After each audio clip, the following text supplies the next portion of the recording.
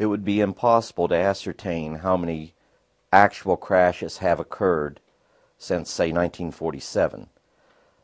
Crashes of these types of craft would be relatively rare.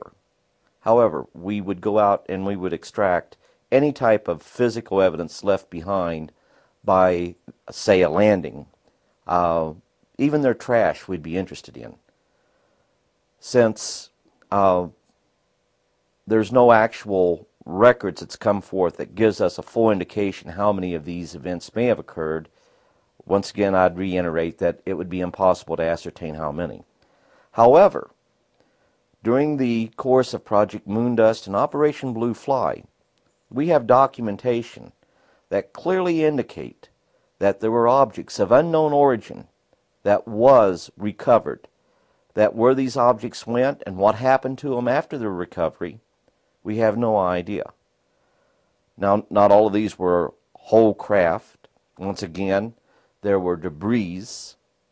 These debris were never identified as being part of some of our space junk that re-entered the Earth's atmosphere and survived re-entry.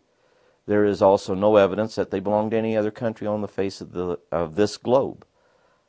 We do know that these objects were in fact recovered and wound up in the possession of the U.S. government. Where they are now, we can only speculate. Where are the documents that clearly show what they are? We can only speculate. Where's the document on the event that happened at Kecksburg? We have no idea. Brazil had a UFO, and they referred to it as being a UFO crash. We have documents alluding to U.S. government interest in that particular event. But then the paper trail grows cold. We cannot find, once again alluding to the finalized intelligence product that clearly shows what these objects were. Locating the most important government UFO documents has not been easy. Sergeant Stone has spent decades reconstructing the story of the military's involvement with UFOs. Bits and pieces have surfaced over the years, but the complete picture remains elusive. According to Sergeant Stone, the military and the intelligence community have worked together to keep the information fragmented. What is needed to clinch it are finalized intelligence reports. Within the body of government documentation we have dealing with UFOs currently, we do have smoking guns, if people know what to look for. That smoking gun is this.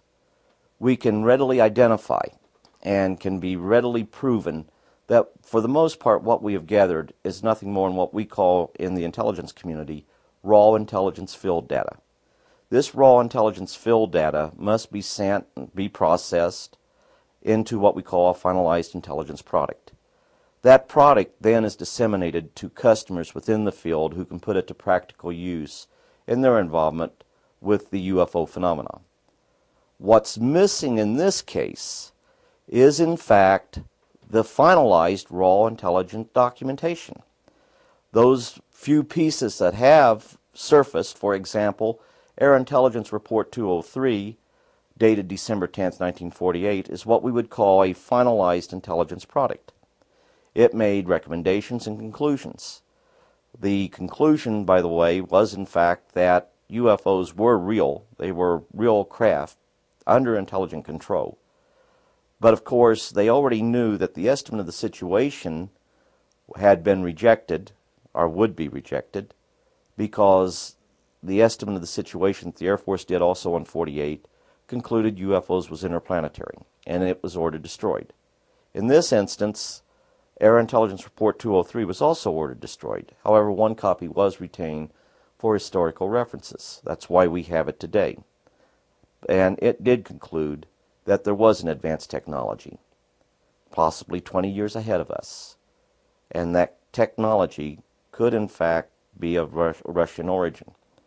I know personally this is not the case, but in the intelligence community the only important thing was to convince the higher-ups, the powers that be, that UFOs were a reality, that they were under intelligent control, and that they did in fact represent a technology beyond our present capability.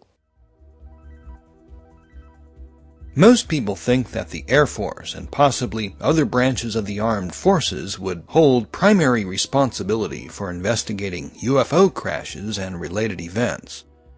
But according to Sergeant Stone, the sections of the government most likely to receive comprehensive reports are civilian, the alphabet soup of low-profile intelligence agencies that keep their activities well hidden. The branches of the U.S. government that would be more involved with UFOs than the other agencies would in fact be your civilian intelligence communities. That would be like the Defense Intelligence Agency, the Central Intelligence Agency, the National Security Agency. These would be the people that would probably most likely be recipients of the finalized intelligence product and would most likely be more involved in using that finalized intelligence product. They would be, in all probability, the customers. I would like to make it clear here that those agencies would have but small nucleuses. The fewer the people that know a secret, the better the secret can be maintained. Persistent reports of UFOs, unidentified flying objects. For more than half a century, UFOs and ETs have been the subject of speculation, fiction, and entertainment. Perhaps no question touches us deeper than, are we alone in the universe? Sergeant Stone and other researchers claim that our government has apparently known the answer for over 50 years. If this is true, how is it that such a remarkable secret could have been kept?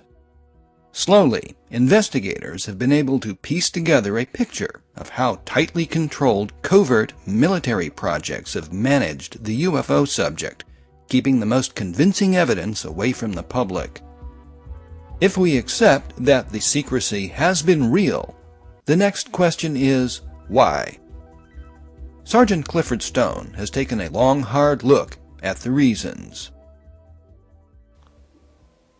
Had the United States not imposed the secrecy that it imposed approximately 50 years ago dealing with unidentified flying objects and our knowledge of these objects and our knowledge of our visitors, we would probably be much more technologically advanced than we are right now.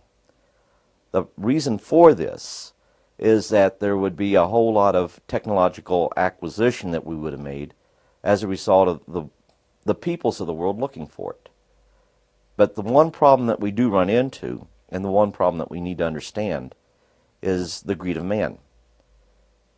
Who would have acquired this technology? Would it have been the U.S., and to what purpose? Would we have used it for the benefit of the people of Earth? Would we have used it for, let's say, advances in medicine, advances in mode of transportation, advances in new fuels, fuels that might be much more cheaper than, say, oil? Or would we have used it for military means to go ahead and project our military might? What if some other country acquired that technology because of us acknowledging that UFOs were a reality and that there was, in fact, an advanced race? Would the Soviet Union, would a communist state have used it for the betterment of its people, the betterment of the world? Or would they too have utilized it for military application and used it to impose their will on a free society such as our own? All we can do is speculate. But once again, I'll have to reiterate, as in anything when it comes with national security and being open with the public, one of the first most crucial things you must do is weigh what you have got to gain by what you have got to lose. In this instance, had they been open at that time and told the world UFOs are a reality, there would have been a major effort by all countries to acquire that technology. And should it have fallen into the wrong hands, the world could be worse off than what we are today.